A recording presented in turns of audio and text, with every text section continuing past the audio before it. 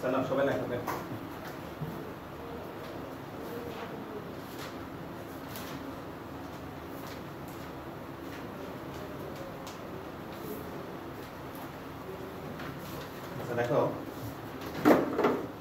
ম্যাথের ইম্পর্টেন্ট একটা অধ্যায় হচ্ছে বিন্যাস এবং তুলনামূলক ভাইয়া এই অধ্যায়টা সহজ।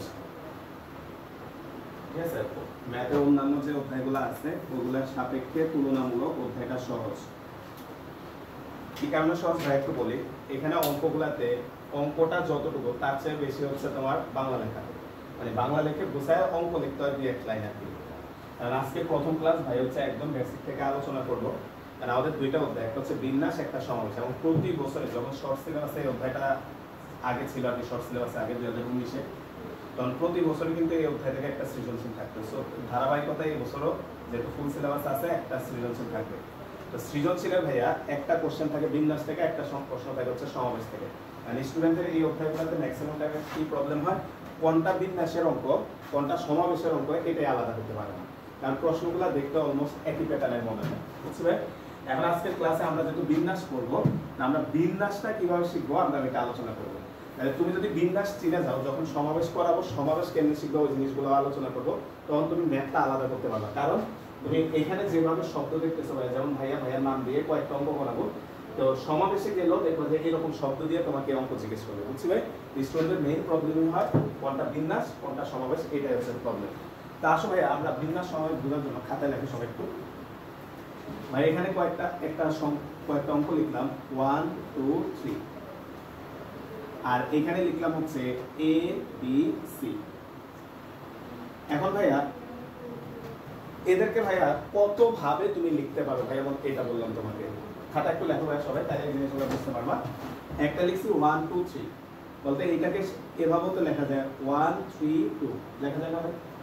তারপরে এটাকে লিখতে পারি 2 1 3 2 3 1 3 1 2 3 2 1। তোমাদের কাছে ভাই প্রশ্ন, আর কোনোভাবে কি এটা লিখতে পারবা কিনা, এটাকে একটু খেয়াল করতে হবে। এটাকে কি আর কোনোভাবে লেখা যায় কিনা, এটাকে আর কোনোভাবে লেখা যায় না। তুমি চেষ্টা করো, আরেকভাবে লেখার চেষ্টা করো, এটা কিন্তু লিখতে পারবো না। আসো আমরা এটাকে একটু লিখি A B C, এটাকে লিখতে পারি A C B B C A, এটাকে লিখতে পারি B C B A C, আর এটাকে লেখা যায় হচ্ছে C A B C B A। তাহলে তুমি এটাকেও আর কোনোভাবে লিখতে পারো না। তাহলে বলো তো এইখানে যে অঙ্কগুলো ছিল 1 2 3, এই তিনটা অঙ্ককে তুমি কয়ভাবে সাজাইতে পারছো ভাই? 6 ভাবে। তারপর 6 ভাবে সাজাইছো, এই কথার মানে হচ্ছে তুমি এখানে কয়টা সংখ্যা গঠন করছো বলতে পারো ভাই? 6টা। তার মানে একটা সহজে মাথায় না, তুমি যতভাবে সাজাইতে পারবা ততগুলা সংখ্যা গঠন করতে পারবা। ঠিক একইভাবে ভাইয়া এগুলা কতগুলা লেটার আছে মনে করলাম, বলতে এই বর্ণগুলোকে কয়ভাবে সাজাইতে পারছি? 6 ভাবে। তাহলে তুমি কয়টা শব্দ বানাইতে পারছো ভাই? শব্দটা মিনিংফুল নাকি মিনিংফুল না এটা ডাজন্ট ম্যাটার, তুমি কয়টা শব্দ বানাইতে পারছো এটা হচ্ছে ইম্পর্টেন্ট। তাহলে কয়ভাবে সাজাইতে পারছি ভাই? 6 ভাবে। তার মানে তুমি এখানে 6টা শব্দ বানাইতে পারছো। কিন্তু ভাইয়া তোমাকে যদি ভাইয়া এইটা বলি, মনে করো বাংলাদেশ পাকিস্তান আর ইন্ডিয়া ক্রিকেট খেলা হবে, তোমাকে বললাম যে ভাইয়া এদের মধ্যে যে খেলাগুলো হবে তুমি এগুলাকে সাজাও। তুমি সাজাইলা বাংলাদেশ পাকিস্তান, পাকিস্তান ইন্ডিয়া, বাংলাদেশ ইন্ডিয়া। এখন তোমাকে ভাইয়া বললাম, এদিকে ভাইয়া তোমাকে বললাম বলতো এখানে কিন্তু তুমি 6 ভাবে সাজাই ফেলছো। এখন ভাইয়া তোমার কাছে প্রশ্ন, এখানে বাংলাদেশ পাকিস্তান, পাকিস্তান ইন্ডিয়া, বাংলাদেশ ইন্ডিয়া, আর কোনোভাবে কি এটাকে খেলা ফেলানো যায় না?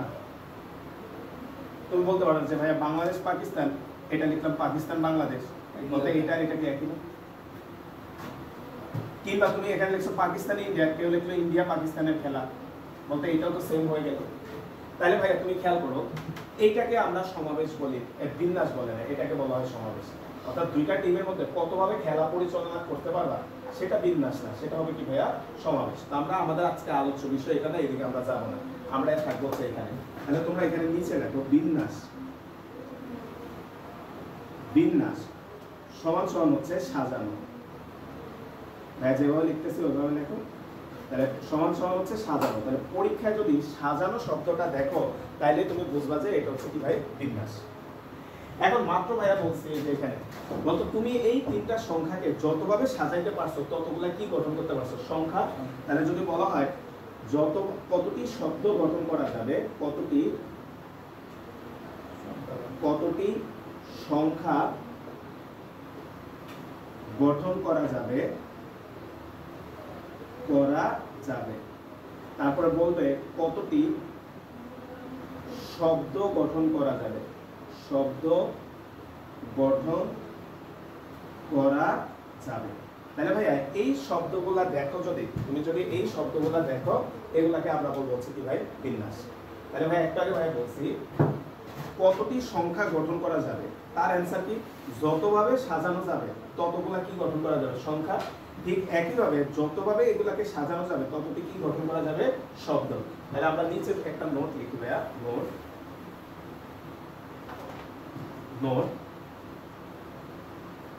প্রথম নোটটা হচ্ছে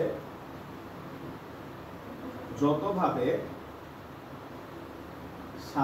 অঙ্কগুলোকে সাজানো যাবে, অঙ্কগুলোকে সাজানো যাবে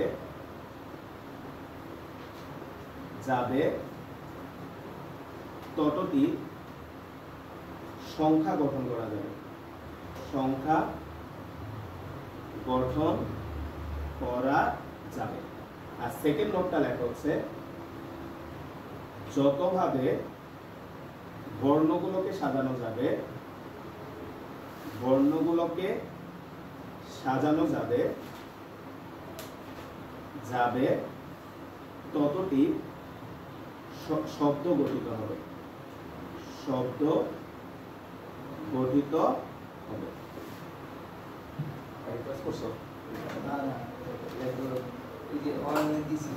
আচ্ছা তাহলে ক্লাস বুঝো না ভাই এখানে।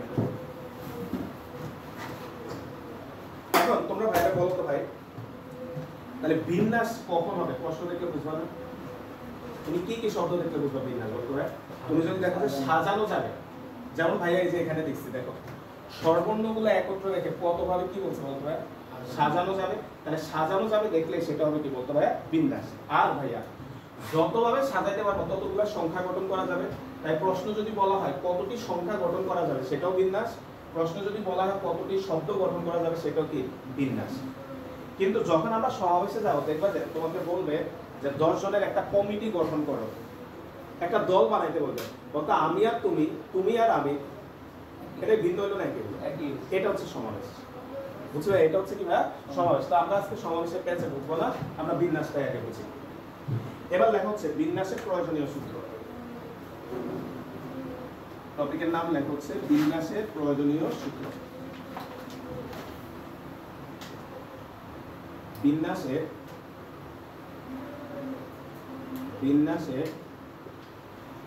প্রয়োজনীয় সূত্র। তো ভাইয়া এই অধ্যায় সূত্র বেশি নাই। প্রথম যেটা আছে n সংখ্যক বস্তু হতে r সংখ্যক বস্তু নিয়ে গঠিত বিন্যাস সমান সমান। ভাইয়া এই যে আমরা যে শব্দটা লিখছি বিন্যাস, এর ইংরেজি নামটা হচ্ছে পারমুটেশন। ইংরেজি নামটা কি ভাইয়া পারমুটেশন। তাহলে ভাই তুমি খেয়াল করতে এখানে কি লিখছো n সংখ্যক বস্তুতে r সংখ্যক বস্তু নিয়ে গঠিত কি বিন্যাস। তাহলে এটাকে লেখা হয় n p r, এটাকে লেখা হচ্ছে n p r। p কোথা থেকে আসছে বুঝছি ভাই পারমুটেশন থেকে। আর আমরা যখন সমাবেশে যাব ভাই সমাবেশ ইংরেজি হচ্ছে কম্বিনেশন, ওইখানে দেখবা যে সেম ভাবে আমরা লিখবো npr পরিবর্তে লিখবে ncr, ওইখানে কি লিখবো ভাইয়া ncr। তাহলে ভাইয়া এখানে একটা রিলেশন তোমাকে মাথায় রাখতে হবে, যেখানে r less than or equal n। তাহলে সবাই একটু খেয়াল করি, r এর মানটা n এর সমান হবে কিন্তু n থেকে কি হবে ভাইয়া ছোট হবে। অর্থাৎ ভাই কথা শুনি ভাইয়া, মনে করো তোমার কাছে দুইটা সংখ্যা আছে, তোমার কাছে দুইটা সংখ্যা আছে 4 আর একটা 3, দেখি আইডিয়া করে বলতে পারবা এখানে n কে আর কে n হচ্ছে মানে মানে ভাই কত হচ্ছে, এটা কি 4p3 লিখবো না 3p4 লিখবো? 4p3 এটা লিখতে হবে, এটা ভুল। আর এর মানটা সবসময় এটা সমান হইতে পারে কিংবা এটা চেয়ে কি হবে, অর্থাৎ ছোট সংখ্যাটা এখানে বলবে কিংবা সমান হইতে হবে, বুঝছি ভাইয়া? অর্থাৎ কখনো এটা হবে না, মানে ছোট সংখ্যাটা উপরে আর বড় সংখ্যাটা নিচে, এটা কখনো হবে না। কেন ঋণাত্মক সংখ্যা না, এটা ভাঙাইলে এটা আসবে না, আমি বুঝাবো। 7 আর 4 এখন খেয়াল করো, সেকেন্ড সূত্রটা লেখো, সেকেন্ড সূত্রটা লেখো, npr, এটা যদি আমরা ভাঙাই এটা আসবে হচ্ছে n factorial divided by n minus r factorial. Second সূত্রটা হচ্ছে npr সমান সমান হচ্ছে n ফ্যাক্টোরিয়াল ডিভাইডেড বাই হচ্ছে n minus r factorial. 3 number সূত্রটা লেখো, 3 নাম্বার, n সংখ্যক বস্তু হতে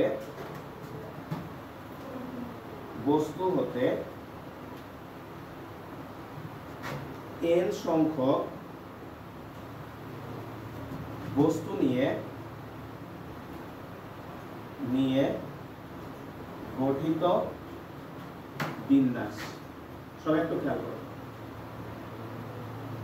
বলতো এটার সাথে মিলাও, n সংখ্যক বস্তু হতে r সংখ্যক নিচ্ছে, এটা হচ্ছে npr। তাহলে ভাই n সংখ্যক বস্তু হতে n সংখ্যক বস্তু নিচ্ছে, np কত হবে ভাইয়া? বোঝাই ভাই, npn। আর এই npn লিখতে পারো কিংবা এটাকে লেখা হয় n ফ্যাক্টোরিয়াল, এটাকে লেখা হয় কি ভাইয়া?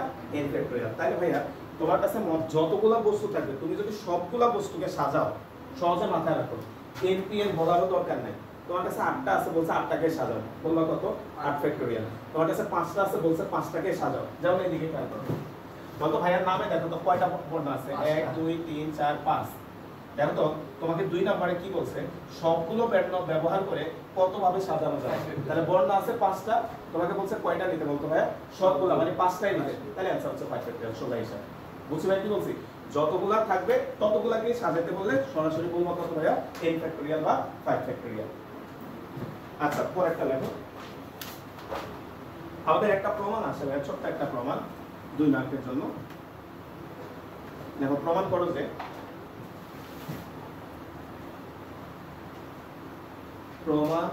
যে ফ্যাক্টোরিয়াল 0 ইকুয়াল হচ্ছে 1। এটা 2 মার্কের জন্য মাঝে মাঝে আসে। প্রমাণ করো যে ফ্যাক্টোরিয়াল 0 সমান সমান হচ্ছে 1। দেখো, অঙ্কগুলো বেশি টাইম লাগবে না, ছোট, আমরা বেসিক আর একটু জিনিস আছে এটা আলোচনা করি। ফ্যাক্টোরিয়াল 0 সমান সমান হচ্ছে 1, তাহলে লেখা আমরা জানি বলতে একটু আগে ভাইয়া লিখছিলাম npn, বলো সাইমন খান, এটা কত লিখছিলাম? মাত্র লিখছিলাম npn মানে কত? n factorial. npn মানে কত ভাইয়া? n factorial. তাহলে দেখো আমরা জানি npn সমান সমান হচ্ছে n ফ্যাক্টোরিয়াল। তাহলে আমরা জানি npn সমান হচ্ছে n ফ্যাক্টোরিয়াল। তাহলে npn কে ভাঙাবো কোন সূত্রে ভাইয়া? একটু আগে প্রথম যে সূত্রটা লিখছি npr, এটা কত ছিল ভাইয়া? n ফ্যাক্টোরিয়াল ভাগ n মাইনাস r ফ্যাক্টোরিয়াল। অর্থাৎ উপরেরটা থেকে নিচেরটা বিয়োগ। এই যে দেখো n মাইনাস r মানে কি? উপরেরটা থেকে নিচেরটা বিয়োগ। তাহলে npn কে আমরা যদি ভাঙাই ভাইয়া, এটা আসবে n ফ্যাক্টোরিয়াল ডিভাইডেড বাই উপরেরটা থেকে নিচেরটা হবে n মাইনাস n তার ফ্যাক্টোরিয়াল সমান হচ্ছে n ফ্যাক্টোরিয়াল। তাহলে এখান থেকে আমরা লিখতে পারি n ফ্যাক্টোরিয়াল, n থেকে n গেলে কত হবে ভাইয়া? 0, তার সাথে একটা ফ্যাক্টোরিয়াল সমান হচ্ছে n ফ্যাক্টোরিয়াল। তাহলে 0টাকে এইদিকে গুণ করো, n-টাকে এইদিকে নামাও, তাহলে 0 ফ্যাক্টোরিয়াল সমান সমান হচ্ছে n ফ্যাক্টোরিয়াল ভাগ n ফ্যাক্টোরিয়াল। n এর কাটা, তাহলে সুতরাং ফ্যাক্টোরিয়াল 0 সমান হচ্ছে 1। এমসিকিউ তো আসে যে ফ্যাক্টোরিয়াল 0 কত, ভুলে গেলে কোনো টেনশন নেই, ক্যালকুলেটরে চাপ দিলে চলে আসবে এটা হলো কত ভাইয়া? 1। এখন ভাইয়া বিন্যাস সমাবেশ, এবং তোমরা ম্যাথ সেকেন্ড পেপারে যখন যাবা ওইখানে আরেকটা পার্ট আসবে হচ্ছে সম্ভাবনা। তোমরা ক্লাস 9-10 হয়তো সম্ভাবনা করছো। এই অঙ্কগুলোতে স্টুডেন্টের একটা কমন যে প্রবলেম হয়, এই অঙ্কগুলোতে কখনো কখনো দুইটা সংখ্যাকে গুণ করা লাগে, কখনো কখনো দুইটা সংখ্যাকে যোগ করা লাগে। আর স্টুডেন্টের কমন একটা প্রবলেম যে ভাইয়া কখন যোগ করব, কখন হচ্ছে গুণ করব। তাহলে টপিকের নামই এভাবে লেখো যে কখন গুণ করব। টপিকের নাম লেখা হচ্ছে কখন গুণ করব। টপিকের নাম লেখা হচ্ছে কখন গুণ করব, কখন গুণ করব, মানে আমরা যে বিন্যাসের অঙ্কে কখন গুণ করব আর কখন যোগ করবো এই জিনিসটাই ভাইয়া বুঝাই দিচ্ছে, একটু খেয়াল করবো। মনে করো ভাইয়া তোমাকে ভাইয়া একটা কাজ দিলাম, কথা শুনি ভাইয়া একটু মনোযোগ দিয়ে, মানে এটা সহজ একটা অধ্যায়, একটু মুখ বুক ফুলে পারবা। তোমার একটা কাজ দিলাম যে তুমি স্কুলে যাবা। এখন বলতো ভাই স্কুলে যাওয়ার জন্য তুমি ঘুম থেকে উঠছো, তাহলে মেইন কাজ কিন্তু তোমার স্কুলে যাওয়া, কারণ তোমার একটা দায়িত্ব দেওয়া হয়েছে যে তুমি স্কুলে যাও, তাহলে তোমার মেইন কাজ হচ্ছে স্কুলে যাওয়া। স্কুলে যাওয়ার জন্য তুমি ঘুম থেকে উঠলা, তাহলে একটা কাজ অলরেডি কিন্তু করে ফেলছো। ঘুম থেকে উঠে তুমি ফ্রেশ হলা, জামা কাপড় পরলা, খাওয়া দাওয়া করলা, রিক্সা নিলা, স্কুলে গেলা। মনে করো তাহলে বলতো মেইন কাজটা কমপ্লিট করার জন্য তুমি ছোট ছোট কয়টা কাজ করছো বলতো? 5টা কাজ করছি। তাহলে একটা কাজ কমপ্লিট করার জন্য যতগুলা ক্ষুদ্র ক্ষুদ্র কাজ করা হয় এই সবগুলা কাজ পরস্পর গুণ হয়। কারণ স্কুলে যাওয়ার আগে মেইন কাজটা কি বলতো আমার? স্কুলে যাওয়া। তাহলে স্কুলে যাওয়ার আগে আমি ক্ষুদ্র ক্ষুদ্র যে কাজগুলো করছি এই সবগুলা কাজ একসাথে কি হবে? গুণ হবে। কিন্তু ভাইয়া মনে করো তোমার 2টা দায়িত্ব দিলাম আমি। একটা দায়িত্ব ভাই তুমি স্কুলে যাও, আরেকটা দায়িত্ব যে আমি স্কুল থেকে এসে মনে করো তুমি কোনো একটা বিয়ের প্রোগ্রামে যাবা। তাহলে বলো তো এখানে বড় কাজ কয়টা দিলাম? 2টা। তাহলে স্কুলে যাওয়ার জন্য যতগুলো ক্ষুদ্র ক্ষুদ্র কাজ করছো এগুলো সব গুণ হবে। আবার তোমার ওই বিয়ের প্রোগ্রামে যাওয়ার জন্য যতগুলো ক্ষুদ্র ক্ষুদ্র কাজ করছো, বলতো স্কুল থেকে আসলা, জামা কাপড় আবার চেঞ্জ করলা, আবার রেডি হলে আবার গেলা, তাহলে এই ক্ষুদ্র ক্ষুদ্র কাজগুলো আবার কি হবে? গুণ। কিন্তু এই যে 2টা আলাদা কাজ, একটা হচ্ছে স্কুলে যাওয়া আর একটা হচ্ছে বিয়ের প্রোগ্রামে যাওয়া, এই 2টা কাজ পরস্পর আবার কি হবে? যোগ হবে। কারণ এই 2টা কাজ সম্পূর্ণ আলাদা 2টা কাজ। বুঝছি ভাই কি বলছি? তাহলে এটা নিচে লেখো, একটি কাজ বা হচ্ছে নির্দেশ সম্পন্ন করার জন্য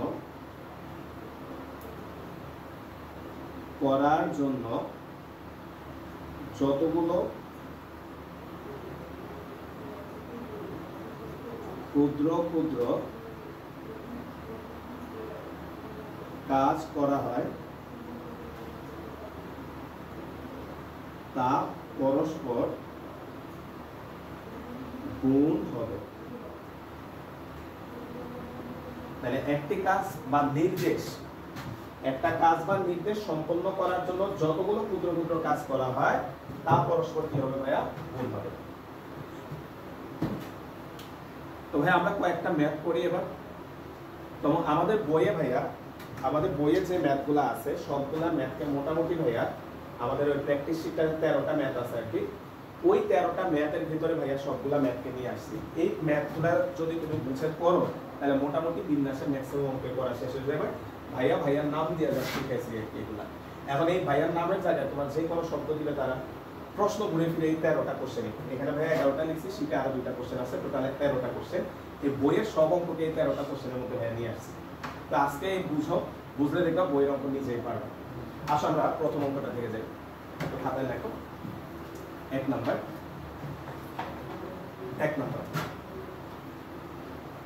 দেখো আমাদের প্রশ্নে বলা হচ্ছে এইখান থেকে 3টা বর্ণ নিয়ে কত ভাবে সাজানো যাবে। আগে ভাইয়া প্লিজ একটু বুঝো, কত ভাবে সাজানো শব্দটা বলছে। আজকের ক্লাসের শুরুতে আমরা দেখছি সাজানো মানে কি বলতো ভাইয়া? বিন্যাস। তার মানে তোমাকে বিন্যাস করতে বলছে। এই অঙ্কগুলো করার নিয়ম কি ভাইয়া? তারা যে শব্দটা দিবে এটাকে একটু গ্যাপ গ্যাপ করে লিখবা। তাহলে তোমরা একটু লেখো MONI। তাহলে লেখা হচ্ছে মোট বর্ণ কয়টা আছে এটা লিখবা, মোট বর্ণ। আর অনেকে বলে যে ভাইয়া এবার গ্যাপ না করে লিখলে কোনো পাপ হবে? তোমার কোনো পাপ হবে না। গ্যাপ করে লেখার উদ্দেশ্যটা কি? গ্যাপ করে লেখার উদ্দেশ্য হচ্ছে এখানে কয়টা বর্ণ আছে প্রতিটা ব্যাতে এটা কাউন্ট করতে হয়। ভাই তুমি যদি একদম চাপায় চুপায় লেখো অনেক সময় কাউন্ট করতে কিন্তু তুমি ভুল কাউন্ট করে ফেলবা।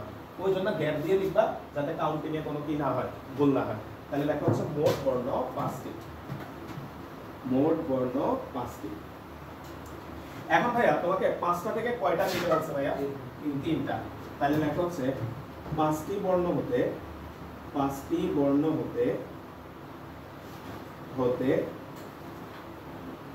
বর্ণকে নিয়ে 3টি বর্ণ নিয়ে সাজানো যাবে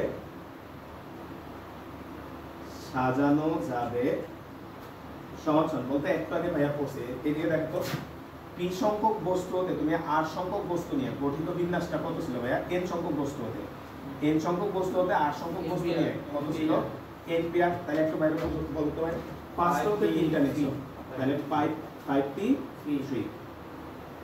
একটু ক্যালকুলেটর চাপ দাও, একটু ক্যালকুলেটর হয়,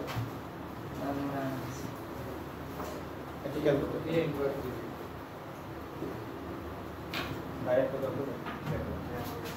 আচ্ছা তোমাদের এই যে ক্যালকুলেটরে ভাইয়া বলি, এই গুণ চিহ্নটার উপরে দেখে এনপিআর লেখা আছে, গুণ চিহ্নটার উপরে, আর ভাগ চিহ্নের উপরে এনসিআর। অর্থাৎ তুমি যখন বিন্যাস করবা তখন এই গুণ চিহ্নটা চাপ দিতে হবে, আর যখন সমাবেশ করবা ভাগ চিহ্নটা।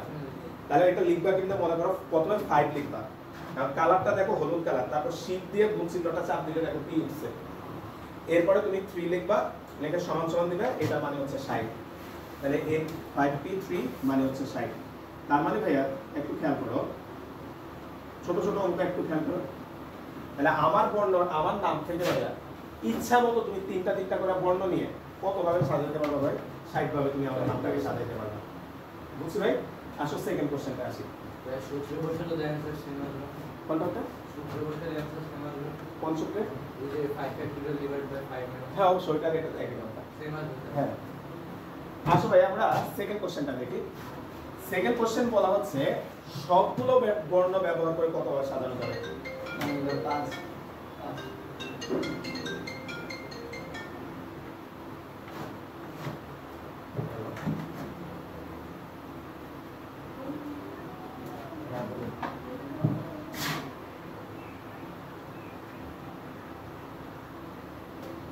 আচ্ছা কোন জায়গায়?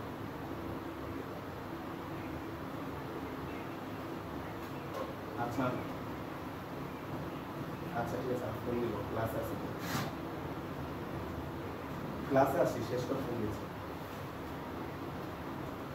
আচ্ছা সবাই একটু খেয়াল করো, মোট বর্ণ 5টা। প্লিজ একটা একটা করে অঙ্ক বুঝো, দেখবা যে সহজে বিন্যাস পাবা। তোমাকে বলছে আবার সবগুলা বর্ণ নিতে, তার মানে আগেরটাই কয়টা বলছে ভাইয়া? 3টা, 5টা থেকে 3টা নিছে, আর এখানে সবগুলা মানে 5টা থেকে কয়টা নিবা? 5টা। তাহলে লেখা হচ্ছে সবগুলো বর্ণ নিয়ে, সবগুলো বর্ণ নিয়ে সাজানো যাবে, সাজানো যাবে। বলতে ভাই সবাই পারবা? সবগুলা নিলে কত? 5 ফ্যাক্টরিয়াল।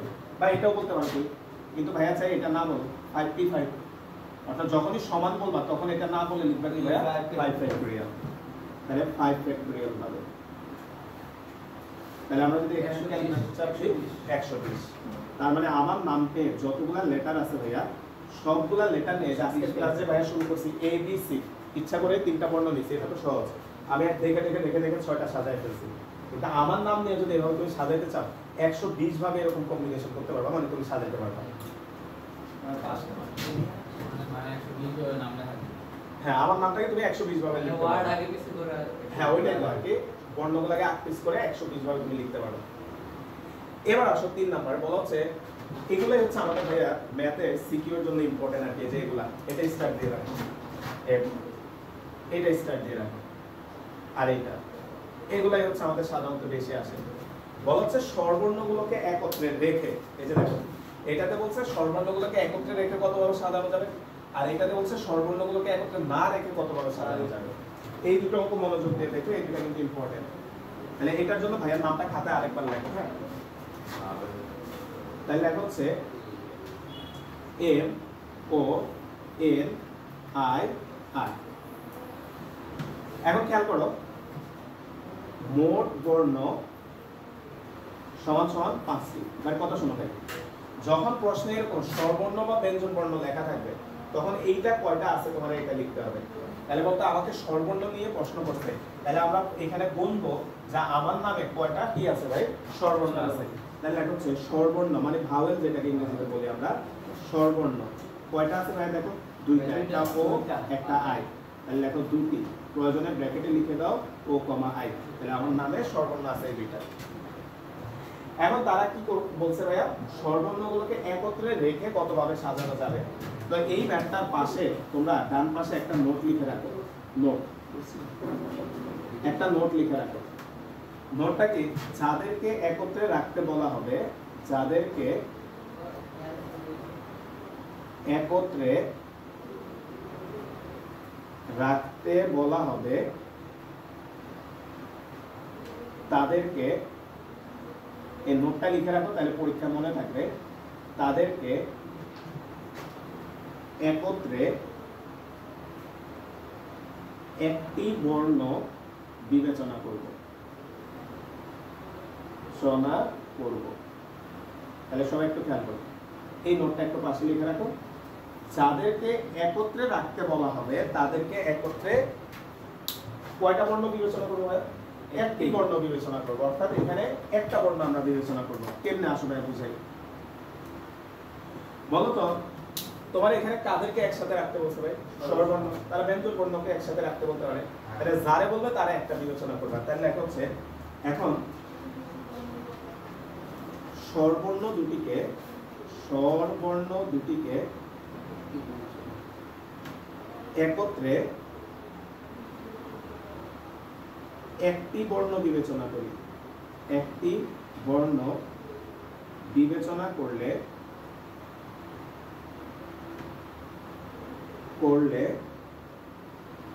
মোট বর্ণ, এই দিকে একটু মনোযোগ দাও ভাইয়া, এই হিসাবটা তো অনেকে ভুল করে ফেলে।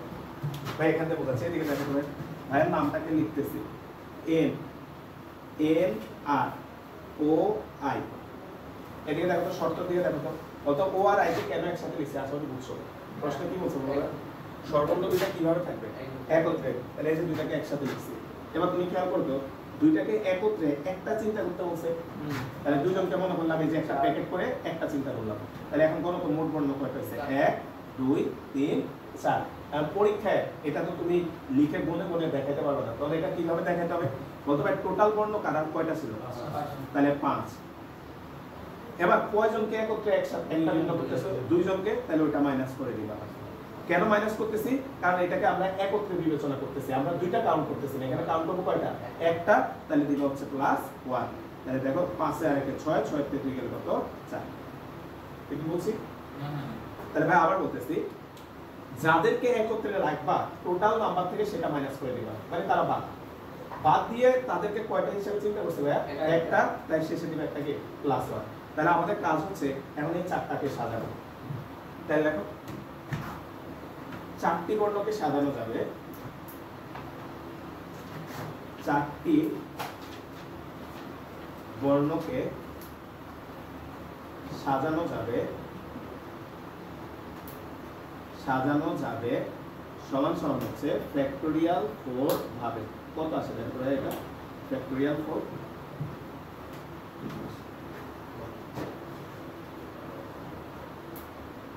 এটা আসে 24 ভাবে।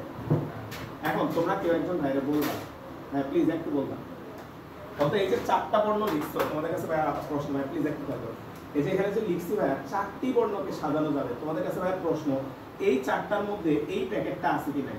আছে, আছে, অবশ্যই আছে। কারণ এই প্যাকেটটা হয়তো চারটা হলো না, গণ 1 2 3 আর এই প্যাকেটটা। এখন এই ম্যাথটাতে অনেকে তোমরা যে কাজটা করো পরীক্ষা হলে এখানে অ্যানসার লিখে দিয়ে আসো ভাই, এটা কিন্তু ভুল। কি কারণে ভুল বলতো ভাইয়া? আমরা বললাম ভাই এদিকে ভাই দেখে করো, এই দুইটা কলম একসাথে থাকবে, বলতো এটা একটা সাজানো না, তারা একসাথে আছে, বলতো এইটাকে এখানে আনলাম এখানে আনলাম, বলতো এটা কি একসাথে আছে না? তাহলে বলতো সাজানো হয়েছে কিনা আরেকটা? তাহলে মাথায় রাখবা যাদেরকে তুমি প্যাকেট আকারে চিন্তা করবা এরা নিজেদের মধ্যে আবার এক্সচেঞ্জ হইতে পারে। কারণ কি ভাইয়া, আমার সাথে তুমি থাকা আর তোমার সাথে আমি থাকা যেটাই হোক না কেন আমরা তো একত্রে আছি, মানে আমি আগে আছি তুমি পরে আসো, তারপর তুমি আগে আসো আমি পরে আসি, যেমনি হোক না কেন আমরা দুইজন কিভাবে আছি ভাইয়া? একসাথে আছে। তাহলে এটা মাথায় রাখতে হবে, যারা একসাথে থাকবে তাদেরকে আমার সাজাইতে হবে। তাহলে লেখা হচ্ছে স্বরবর্ণ দুটি, এটা স্টার্ট দিয়ে লেখো, এই লাইনটা ভুলে যাই আমরা অনেক সময়। স্বরবর্ণ দুটি নিজেদের মধ্যে সজ্জিত হতে পারে, স্বরবর্ণ দুটি নিজেদের মধ্যে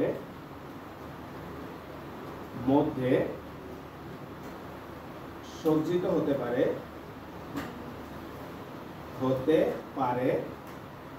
সমান সমান হচ্ছে ফ্যাক্টোরিয়াল 2 ভাবে। তাহলে ফ্যাক্টোরিয়াল 2 মানে হচ্ছে 2 সমান হচ্ছে 2 ভাবে। তাহলে এখন খেয়াল করতে ভাইয়া, এখানে একটা অ্যানসার পাইছি 24 ভাবে, এখানে একটা অ্যানসার পাইছি 2 ভাবে। এই যে এটাই আজকে ক্লাসের একটা বুঝাইছি। এখন এই দুইটা এই 24 আর 2 যোগ হবে না বিয়োগ হবে, গুণ হবে, এটা ইম্পর্টেন্ট। গুণ হবে। কারণ কি ভাইয়া, আমাদের টার্গেট কি বলতো ভাইয়া? আমাদের টার্গেট হচ্ছে স্বরবর্ণগুলোকে একত্রে রেখে সাজানো। তাহলে স্বরবর্ণগুলোকে একত্রে রেখে সাজানোর জন্য আমরা কয়টা স্টেপ ফলো করছি? দুইটা। আর আজকে ক্লাসের শুরুতেই লিখে দিছি যে একটা মেইন কাজ করার জন্য যতগুলা ক্ষুদ্র কাজ হবে সবগুলা কি হবে? গুণ। তাহলে লেখা হচ্ছে সুতরাং স্বরবর্ণগুলোকে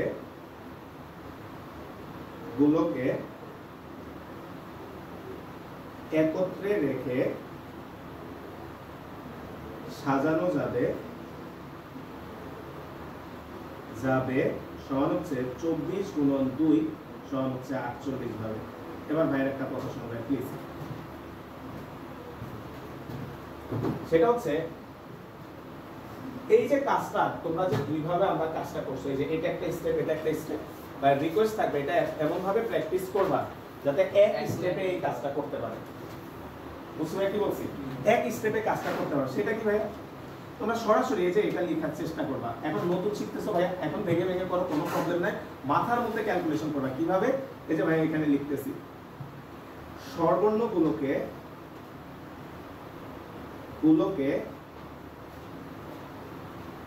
একত্রে রেখে সাজানো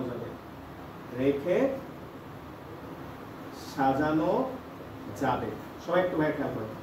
কত কয়টা বর্ণ আছে তোমার কাছে? 4টা। লিখে ফেলবা 4 ফ্যাক্টোরিয়াল ইনটু স্বরবর্ণ কয়টা ভাই? 2টা। 2টা নিজেদের মধ্যে সজ্জিত হতে পারবে কত ভাবে? 2 ফ্যাক্টোরিয়াল। অর্থাৎ এই ভাঙা ভাঙা কাজটা তুমি চেষ্টা করবে আস্তে আস্তে কয়দিন পরে যাতে একসাথে লিখতে পারো।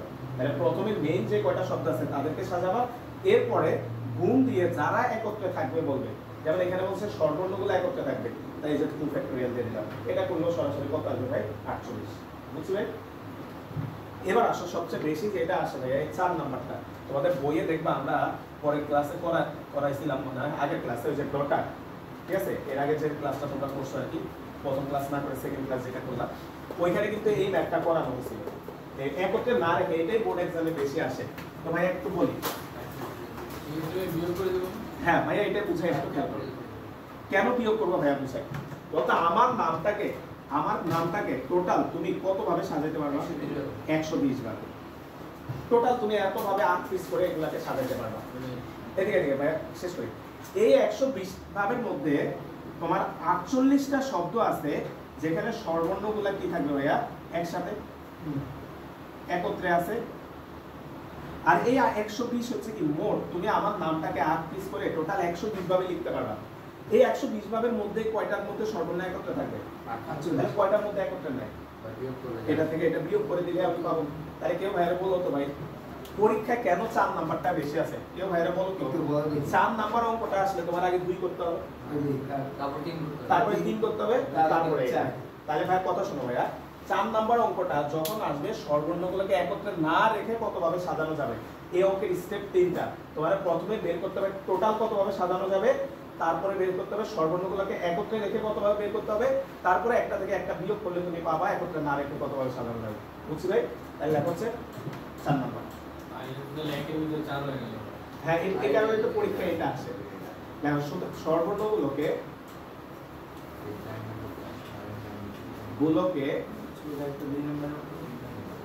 একত্রে না রেখে সাজানো যাবে 120 মাইনাস 48। কথা না কত আসে? 72 ভাবে। অর্থাৎ 72 ভাবে তুমি সাজাতে পারবা। তাহলে ভাই আবারও বলতেছি, 4 নাম্বার কোশ্চেনটা যদি আসে তোমাদের উপরে 2টা কোশ্চেন করতে হবে।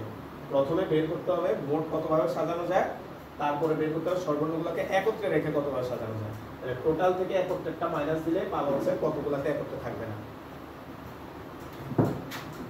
আসলে পরের কোশ্চেনগুলো আরো সহজ।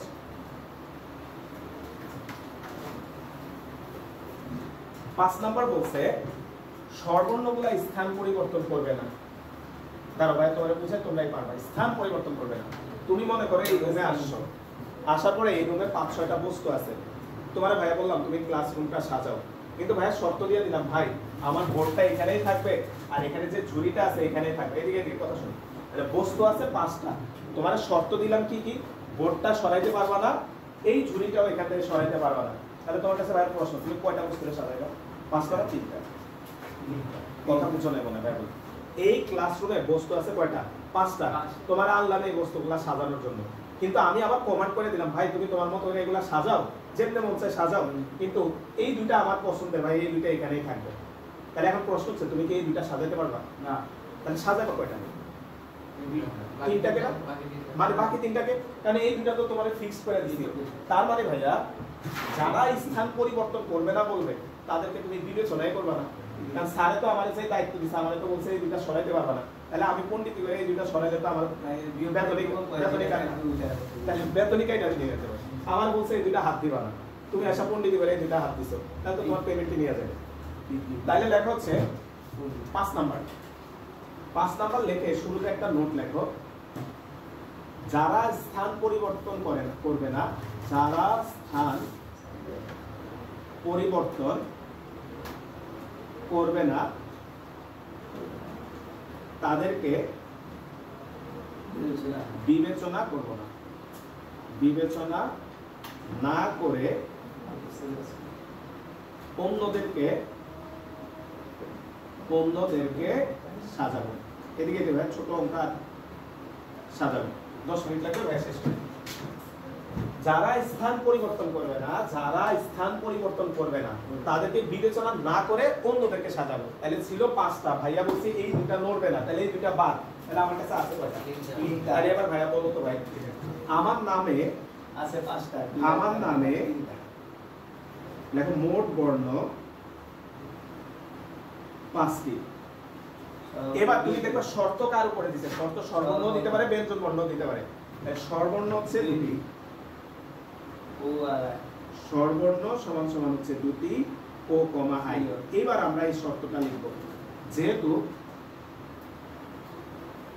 সর্বর্ণগুলো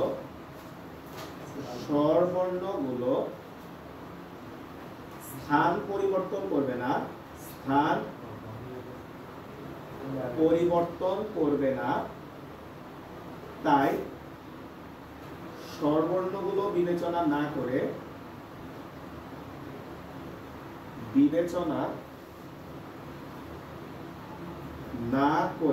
দেখি ভাইয়া বলো তো ভাই, সর্বর্ণগুলারে তুমি বিবেচনা করতেছো না, তাহলে আর কয়জন আছে? 3 জন। বিবেচনা না করে অবশিষ্ট 3টি বর্ণকে সাজানো যাবে সমান সমান ফ্যাক্টোরিয়াল 3 সমান হচ্ছে 6 ভাবে। তাই সর্বর্ণগুলাকে স্থান পরিবর্তন করবে না, তাই সর্বর্ণগুলাকে বাদ দিলে থাকে 3টা। তাহলে 3টাকে সাজানো যাবে ফ্যাক্টোরিয়াল 3, মানে কয় ভাবে ভাইয়া? 6 ভাবে।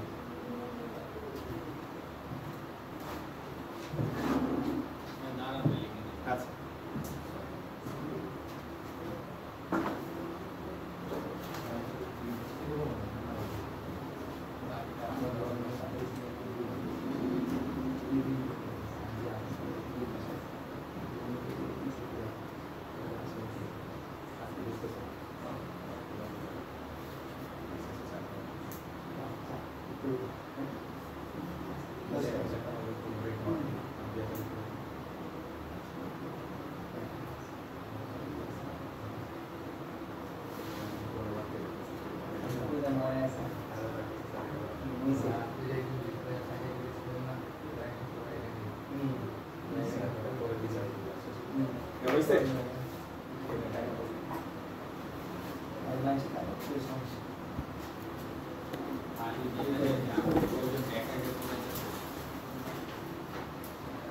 কত গেলাম? 5 না? হ্যাঁ 6 নাম্বার। আচ্ছা দেখো 6 নম্বরে বলছে, এই যে দেখো এক টাইপের ম্যাথ শেষ করছে, এখন অন্য টাইপ শুরু হবে। দেখো জোড় স্থান বিজোড় স্থান, এই যে এখন জোড় বিজোড় আসবে। তাহলে আসো আমরা 6 নাম্বার দেখো 6, আরেকবার লেখো। এখন জোড় বিজোড় চিহ্নিত করে দিবা কেমনে? এই যে নিচে লাগাই দিবা 1 2 3 4 5 আছে 2টা বিজোড় আছে 3। তাহলে তোমাকে এদিকে খেয়াল করো, একদম 2টা এদিকে জোড় বিজোড় এভাবে চিহ্নিত করে। আচ্ছা ভাই ক্লাস শেষে মিলাই দেব, এদিকে লেখো। তাহলে লেখা হচ্ছে মোট বর্ণ মোট বর্ণ সমান সমান 5টি। স্বরবর্ণ সমান সমান স্বরবর্ণ কয়টা ভাইয়া আছে? 2টা। জোড় স্থান কয়টা এটা লিখতে হবে। জোড় স্থান সবাই খেয়াল করো, এই যে 2 আর 4 জোড় স্থান কয়টা ভাইয়া? 2টি। বিজোড় স্থান, বিজোড় স্থান কত ভাইয়া? বিজোড় কে আছে? 1 3 5 মানে 3টি। তাহলে প্রশ্নে যখন জোড় বিজোড় এই শব্দগুলা থাকবে ভাইয়া, তখন তোমাকে এগুলা লিখে দিতে হবে, জোড় কয়টা আছে, বিজোড় কয়টা আছে। এখন আসো তো ভাই আমরা যদি লিখি, আমাদের শর্তটা কি দিছে ভাইয়া? স্বরবর্ণগুলোকে জোড় স্থানে রেখে কতভাবে সাজানো যাবে। আর প্রশ্ন হচ্ছে কাকে বলতে পারবা ভাইয়া? নামটাকে এই যে দেখো তো ভাই বলছে স্বরবর্ণগুলোকে জোড় স্থানে রেখে কতভাবে সাজানো যাবে। এই কথা মানে তো কারে ভাইয়া? এই যে ভাইয়ার নামটা বলি শব্দটাকে। তাহলে আমরা যদি এখানে আসো, আমাদের স্বরবর্ণ ভাই খেয়াল করো, স্বরবর্ণ আছে 2টা। এদিকে দেখো না, স্বরবর্ণ আছে 2টা, আমাদের জোড় স্থানও কয়টা আছে? 2টা। লেখা হচ্ছে 2টি জোড় স্থানে, 2টি জোড় স্থানে 2টি স্বরবর্ণকে বসানো যাবে। ভাই সবাই পারবে ঠিক আছে? কত তোমার জোড় স্থান 2টা, স্বরবর্ণ 2টা, তাহলে কত হবে? কতভাবে সাজাইতে পারবো? কত এই 2টা সংখ্যা যখন মিলে যায় ফ্যাক্টোরিয়াল 2, তাহলে 2 ফ্যাক্টোরিয়াল ভাবে সমান সমান হচ্ছে 2 ভাবে। তাহলে 2টা স্বরবর্ণকে 2টা জোড় স্থানে বসানো যাবে হচ্ছে 2 ভাবে। এখন প্রশ্ন হচ্ছে ম্যাথ কি শেষ কিনা? অ্যান্সার হচ্ছে না। কি কারণে শেষ না ভাইয়া? তত তোমাকে তো বলছে আমার এই পুরো নামটাকে সাজাইতে। তোমার কাছে ভাইয়া প্রশ্ন, তুমি কি পুরো নামটা এখনো সাজায় শেষ করছো? তুমি কারে সাজাইছো? কত আমার নামে তো আরো লেটার আছে, তাহলে ওইগুলোও সাজাতে হবে। তাহলে হচ্ছে অবশিষ্ট, ওইটা দিয়ে গুণ দিয়ে দিই। হ্যাঁ, অবশিষ্ট কত? অবশিষ্ট স্থান আছে কয়টা? দেখো তো ভাইয়া 3টা। তাহলে অবশিষ্ট 3টি স্থানে অবশিষ্ট বর্ণ আছে কয়টা? কত? স্বরবর্ণ তো 2টা, তাহলে বাকি বর্ণ কয়টা আছে? দেখো তো 1 2 আরো আছে কয়টা? 3টা। তাহলে অবশিষ্ট 3টি স্থানে 3টি, অবশিষ্ট 3টি বর্ণ এভাবে লেখো, অবশিষ্ট 3টি বর্ণ বসানো যাবে সমান হচ্ছে ফ্যাক্টোরিয়াল 3 ভাবে সমান সমান হচ্ছে 6 ভাবে। হ্যাঁ আবার বলি ভাইয়া, কারণ দরকার নেই, অনেকে এই একটা স্টেপ করে অঙ্কটা শেষ করে দেয়। এটা ভুল। কেন ভুল? কারণ তোমাকে তো বলছে আমার পুরো নামটারে সাজাইতে। প্রথম স্টেপে তো তুমি কারে সাজাইছো শুধু ভাইয়া? স্বরবর্ণকে। তাহলে আমার নামে তো আরো 3টা লেটার আছে, তাহলে ওই 3টারেও সাজাইতে হবে, তাহলে ওই 3টারে আবার সাজানো যাবে 3 ভাবে। তাহলে সুতরাং মোট সাজানো যাবে, সুতরাং স্বরবর্ণগুলোকে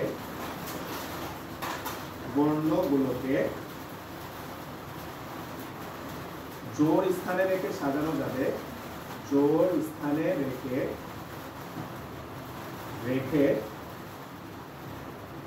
সাজানো যাবে বলতে এই 2টা গুণ হবে না যোগ হবে?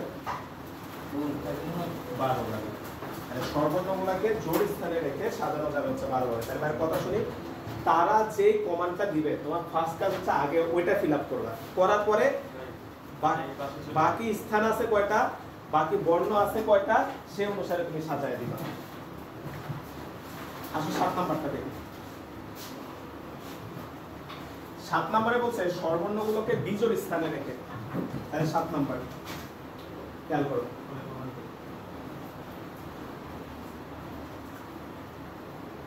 তাহলে আমরা এখন বিজোড় স্থান নিয়ে কাজ করব। খেয়াল করো, 1 2 3 4 5। তাহলে আমাদের জোড় স্থান, বিজোড় স্থান এখন প্রশ্ন বলছে, তাহলে বিজোড় স্থান 3টি, স্বরবর্ণ 2টি। ভাই একটা একটু খেয়াল করো, এটা বুঝতে এটা বুঝতে আর এই টাইপের ম্যাথের প্রবলেম হবে না। খেয়াল করো, বিজোড় স্থানে স্বরবর্ণ রাখা হবে, আগেরটা বোঝার কিছু ছিল না, কারণ কি স্বরবর্ণ 2টা, স্থান কয়টা? 2টা। কিন্তু এখন একটা প্রবলেম আছে, দেখো স্বরবর্ণ 2টা, বিজোড় স্থান কয়টা? 3টা। তাহলে লেখা হচ্ছে 3টি বিজোড় স্থানে, 3টি বিজোড় স্থানে দুটি স্বরবর্ণকে বসানো যাবে। হ্যাঁ, বড়টা সবসময় উপরে থাকবে। 3p2 কত আসে দেখো ক্যালকুলেটরে? 3p2 6 6 বার। এখানে একটু বুঝতে হবে, দেখি তোমরা একটু টেকনিক ভাইয়ার বুদ্ধি খাটায় বলবা।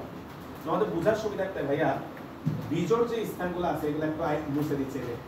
একটা বিজোড় স্থান হচ্ছে এইটা, ভাই বুঝো বললো, হ্যাঁ। তারপরে আরেকটা বিজোড় স্থান হচ্ছে এইটা, আরেকটা বিজোড় স্থান হচ্ছে এইটা। এগুলো হচ্ছে আমাদের বিজোড় স্থানগুলো, আর এগুলো মনে করো জোড় স্থানগুলো, ঠিক আছে? এগুলো হচ্ছে জোড় স্থানগুলো। তাই প্লিজ এই জিনিসটা একটু মনোযোগ দাও, দুষ্টামি করে না, এদিকে থাকবে। আমাদের জোড় আর বিজোড়গুলোকে ভাইয়া লাল নীল করে দিছি। বলো তো তুমি, তোমার বিজোড় স্থান কয়টা ভাইয়া? তিনটা। সর্বর্ণ কয়টা? দুইটা। বলতো এই তিনটা স্থানের মধ্যে যে কোনো দুইটা স্থান ফিল আপ হয়েছে না? হ্যাঁ। তাহলে আমি ধরে দিলাম কোন স্থান ভাইয়া? বিজোড় স্থান। আমি মনে করলাম ও এখানে আছে, আই এখানে আছে। বলতো বিজোড় স্থান আর একটা ফাঁকা রয়ে গেছে না? এখন বলো তো বিজোড় স্থান একটা ফাঁকা আছে, জোড় স্থান কয়টা ফাঁকা আছে? তাহলে টোটাল কয়টা স্থান তোমার ফাঁকা আছে? বুঝছি ভাইয়া? তার মানে অবশিষ্ট স্থান আছে ভাইয়া। তোমার তো আলটিমেট টার্গেট ভাইয়া পুরো নামটাকে সাজানো। খালি তো এই দুটাকে সাজালে কি আমার পুরো নাম সাজানো হয়েছে না? পুরো নামটাকে সাজাতে হবে। তাহলে পুরো নামটাকে সাজাতে গেলে এই তিনটাকেও এখন ফিল আপ করতে হবে। তাহলে এখন হচ্ছে অবশিষ্ট তিনটি স্থানে, অবশিষ্ট তাহলে মেইন কমান্ডটা ফিল আপ করবা। করার পরে দেখবা স্থান অবশিষ্ট কয়টা আছে, বর্ণ অবশিষ্ট কয়টা আছে। তাহলে অবশিষ্ট তিনটি স্থানে, অবশিষ্ট কেউ বলো তো ভাইয়া বর্ণ কয়টা আছে বলতে পারবা? অবশিষ্ট কয়টা? তিনটা আছে, কারণ কি আমার তো দুইটা বর্ণ বসছে, আমার নামে আরো তিনটা আছে। তাহলে অবশিষ্ট তিনটি স্থানে অবশিষ্ট তিনটি বর্ণ বসানো যাবে সমান সমান 3 ফ্যাক্টরিয়াল 6 ভাবে। তাহলে সুতরাং স্বরবর্ণগুলোকে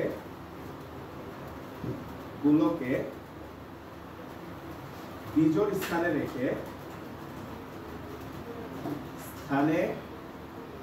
রেখে সাজানো যাবে।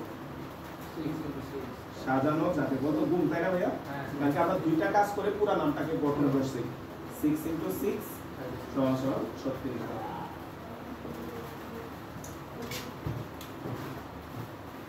তাহলে এই পর্যন্ত ছিল এক টাইপের অঙ্ক। স্বরবর্ণগুলোকে আমরা হচ্ছে একত্রে রেখে একত্রে না রেখে এইখান দিয়ে করলাম এক রকমের অঙ্ক 6 আর 7, যে জোড় স্থানে রেখে বিজোড় স্থানে রেখে। আর এগুলা দেখতেছে আবার একই রকমের, যে 8 9 10 এন প্রথমে রেখে এন শেষে রেখে, প্রথমে এন শেষে আর রেখে। আসলে এগুলা যদি দেখি 8 নাম্বার, এগুলো এক লাইনের অঙ্ক। এই 5-6টা খেয়াল করো। 8 নাম্বার বলতো ভাইয়া তোমাকে কয়টা বর্ণ নিতে বলছে, এটা ইম্পর্টেন্ট। এই যে প্রথমে রেখে শেষে রেখে কয়টা বলছে? 4টা। তাহলে যতগুলা বর্ণ বলবে তুমি ততগুলা ঘর রেখে ফেলবা। 1 2 3 4। এবার তারা যে কমান্ডটা দিবে ওটা ফিল আপ করে ফেলবা। গত কমান্ড দিছে প্রথমে কে থাকবে? এম। তাহলে এম কে আমি প্রথমে বসায় দিবা, কাজ শেষ। অর্থাৎ তোমার কাছে আর ঘর কয়টা আছে? 3টা। বর্ণ কয়টা আছে? 4টা। কারণ কি আমার নাম থেকেই তো নিতে হবে, তাই না ভাই? তাহলে আমার নাম থেকে এম কে আমি ফিক্স করে বসায় দিছি। তাহলে এম যদি চলে যায় আর কয়টা লেটার থাকতে? 4টা। ঘর কয়টা ভাইয়া? 3টা। তাহলে দেখো হচ্ছে এম কে প্রথমে রেখে অবশিষ্ট তিনটি স্থানে 4টি বর্ণ সাজানো যাবে। বলতো 3p4 না 4p3? বড়টা হলো উপরে, ঠিক আছে ভাইয়া? এবার সেটা কি বর্ণ না স্থান ওইটা তোমার দেখার দরকার নেই, বড় সংখ্যাটা উপরে আসবে। তাহলে হচ্ছে 4p3 কত আসে? 24 ভাবে। দেখো 9 নাম্বার। কিন্তু এখানে একটু কাহিনী আছে। না এখানে কি বলেছে, যে বলে দিছে তার মানে বলতে এখানে কয় ঘর করবে? 5টা। তাহলে 5টা করো। তাহলে 5টা ঘর করো। 1 2 3 4। শর্ত কি দিছে? যেটা শর্ত দিবে ভাই বারবার বলতেছে ওইটা আগে ফিল আপ করবা, শেষে এন। তাহলে শেষে আমরা এন বসাই দিলাম। তাহলে ভাইয়া বলো তো ঘর আছে কয়টা? চারটা। বর্ণ আছে কয়টা? চারটা। তাহলে 4 ফ্যাক্টোরিয়াল। 4 ফ্যাক্টোরিয়াল। তাহলে n কে শেষে রেখে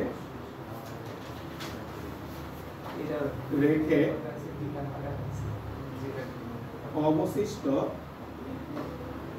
অবশিষ্ট চারটি স্থানে চারটি বর্ণ বসানো যাবে।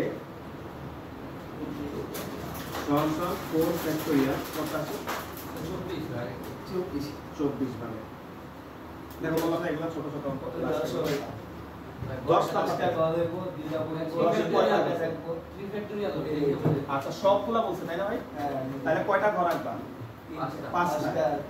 সবগুলা বলছে তাহলে 10 নাম্বার 5টা ঘর এঁকে হলো 1 2 3 4। এখন বলছে প্রথমে m বসায় দিবা, তাহলে এটা বসায় দিলাম প্রথমে m, শেষে আর বসাইতে বলছে, শেষে আর বসায় দিলাম ফিক্সড। অত এগুলো কিন্তু চেঞ্জ হওয়া যাবে না। আর যারা ফিক্সড হয়ে যাবে তাদেরকে আমরা বিবেচনা করব না, তারা বাদ চলে যাবে। তাহলে ঘর আছে কয়টা ভাইয়া? বর্ণ আছে কয়টা? 3টা। তাহলে 3 ফ্যাক্টোরিয়াল। তাহলে m কে প্রথমে এবং r কে শেষে বসিয়ে অবশিষ্ট 3টি স্থানে 3টি বর্ণ সাজানো যাবে সমান ফ্যাক্টোরিয়াল 3 6 8। দেখো আমাদের একদম লাস্ট রাউন্ডটা আছে। এটাতে এসে ইচ্ছা করে ভাইয়ের নামের বানানটা চেঞ্জ করে দিছি, জাস্ট আরেকটা নতুন নিয়ম শেখানোর জন্য। সেটা হচ্ছে রিপিট। দেখো তো ভাইয়া, বলতো ভাইয়া আমার নামটাতে কোনো রিপিট লেটার নাই, কিন্তু কিছু কিছু শব্দ তো আছে, যেমন ম্যাথমেটিক্স, ক্যালকুলাস, এই শব্দগুলোর মধ্যে তোমার হচ্ছে রিপিট লেটার কিন্তু অনেক আছে, তাই না ভাই? তাহলে আমাদের রিপিট লেটার থাকলে কি করবো? লেখো 11 number M double O M double I R। এখানে আগে নোট লেখো, নোট। যদি রিপিট বর্ণ থাকে বা একই বর্ণ একাধিকবার থাকে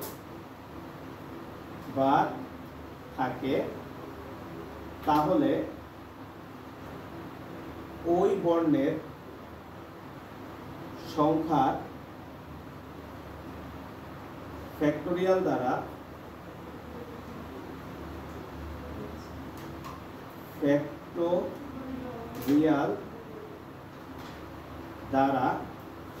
ভাগ করবে।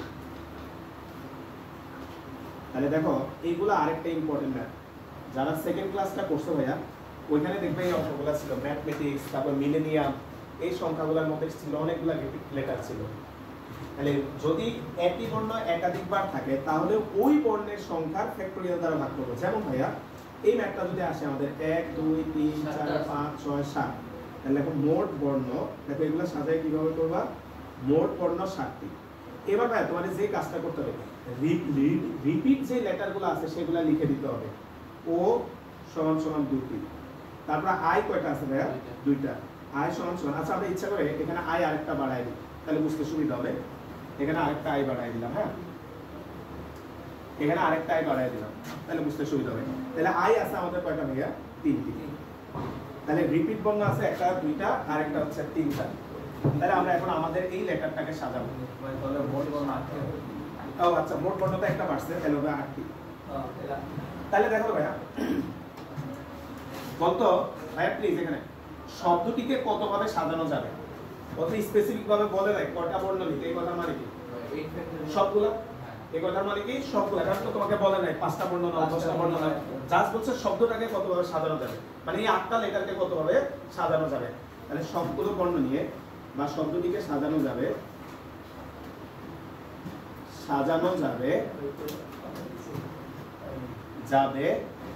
সমান সমান ফ্যাক্টোরিয়াল 8 ভাবে। এই জায়গায় হচ্ছে বোঝার ব্যাপারটা একটু খেয়াল করো ভাইয়া। বলতো এখানে কি লেখা আছে? একাধিকবার যারা থাকবে ওই বর্ণের সংখ্যার ফ্যাক্টরিয়াল দ্বারা, তাহলে ও কয়টা আছে তাই না, তাহলে 2 ফ্যাক্টরিয়াল দ্বারা ভাগ ইনটু আই কয়টা আছে ভাইয়া 3টা, তাহলে 3 ফ্যাক্টরিয়াল দ্বারা ভাগ। দেখো তো কত আছে 3360। তাহলে এত ভালো হচ্ছে আমরা সাজাতে পারবো। তাহলে ভাই দেখো লাস্টের অঙ্কটা খুবই ইম্পর্টেন্ট একটা ম্যাথ, এটা কিন্তু আমাদের লাগবে, খুবই ইম্পর্টেন্ট একটা ম্যাথ। সেটা কি, কোন বর্ণ যদি একাধিকবার থাকে তাহলে ওই রিপিট বর্ণের ফ্যাক্টরিয়াল দ্বারা কি করে দিতে হবে, ভাগ করে দিতে হবে। আমাদের বোর্ড এক্সামে যে ম্যাথগুলো আসে তার মধ্যে এই টাইপের ম্যাথ কিন্তু অনেকবার আসছে। যেমন ভাই বারবার বলতেছি ম্যাথমেটিক্স যে ম্যাথ, এটা কিন্তু ইম্পর্টেন্ট, পরীক্ষায় দেওয়ার মতো একটা ম্যাথ। তারপরে ইঞ্জিনিয়ারিং একটা ম্যাথ আছে, এই ম্যাথটাও কিন্তু খুবই ইম্পর্টেন্ট। তারপরে ক্যালকুলাস, এই ম্যাথগুলো ইম্পর্টেন্ট। মিলেনিয়াম, এগুলাতে রিপিট বর্ণ আছে। তাহলে রিপিট বর্ণ থাকলে কি করবা, যতগুলো রিপিট বর্ণ থাকবে তাদের ফ্যাক্টরিয়াল দ্বারা কি করে দিবা, ভাগ করে দিবা। তো ঠিক আছে, আজকের ক্লাসটা এই পর্যন্তই। তাইলে সবাই ভালো থেকো। শুভ